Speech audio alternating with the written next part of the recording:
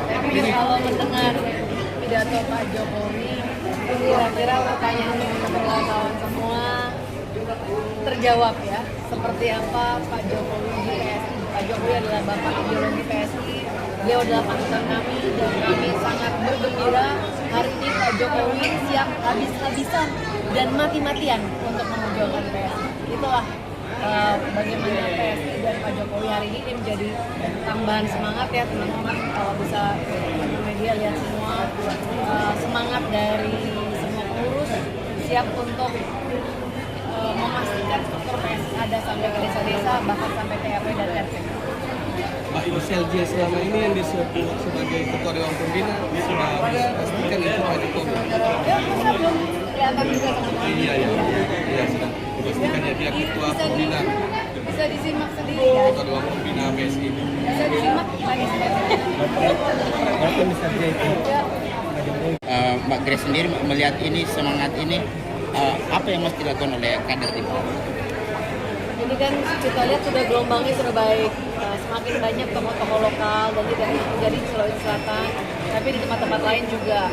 Artinya kita melihat kalau sudah banyak minatnya, maka struktur harus menyediakan wadahnya. Karena percuma kalau punya dukungan dari tokoh-tokoh besar, tapi wadahnya tidak ada sampai ke sampai level RT, RW, desa.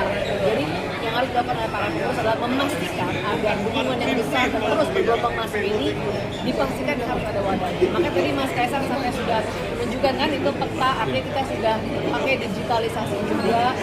Jadi kalau ada yang pengurus yang tidak menjalankan tugasnya, baik itu menginput data ataupun mencari kelengkapan verifikasi, maka dia otomatis akan tereliminasi bukan karena DPP, by system. Jadi semuanya by system. Jadi Mbak, akan ada lagi Mbak ya? Ya. 3 bulan batas. 3 bulan batasnya. Mbak, sejauh ini parpol selalu Kalau strategi PSI sejak awal, KSB itu salah satunya harus perempuan, dan itu yang kita pegang sampai sekarang. Karena susah mau merekrut perempuan, mau meyakinkan teman-teman perempuan untuk masuk kalau yang ngajaknya juga bukan perempuan, gitu kan? Jadi buat PSI dari awal perempuan adalah bagian penting perjuangan, ada di pusat, bukannya ada di samping-samping ataupun pinggiran. Pesan untuk pengurus di Sulsel apa, Mbak? Dengan bergabungnya PRMS juga ya, pembicaranya mungkin Mbak ya. Sulsel ini dikenal sebagai tanah pejuang. Pejuang-pejuang hebat lahir dari sini, petarung-petarung tangguh lahir dari sini.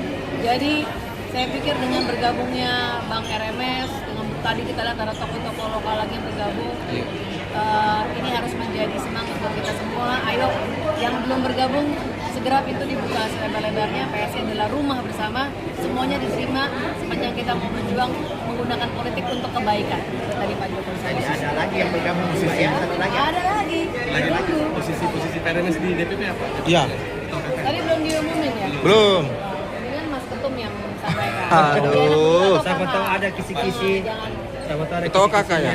Jangan, nanti mendingan kakak aja. Atau masih ada nanti perubahan di DPP? Tadi Mas Ketum tadi malam ya dia bilang kalau ini ada review terus, ini udah bukan cuma kabinet ada reshuffle-nya, tapi kepengurusan juga dari reshuffle-nya. Kalau 3 bulan dievaluasi tidak tercapai target.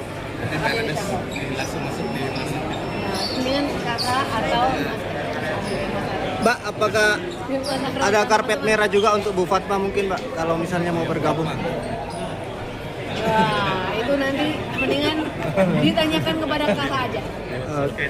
Iya, ya, terima kasih aja pertanyaan aja Pak.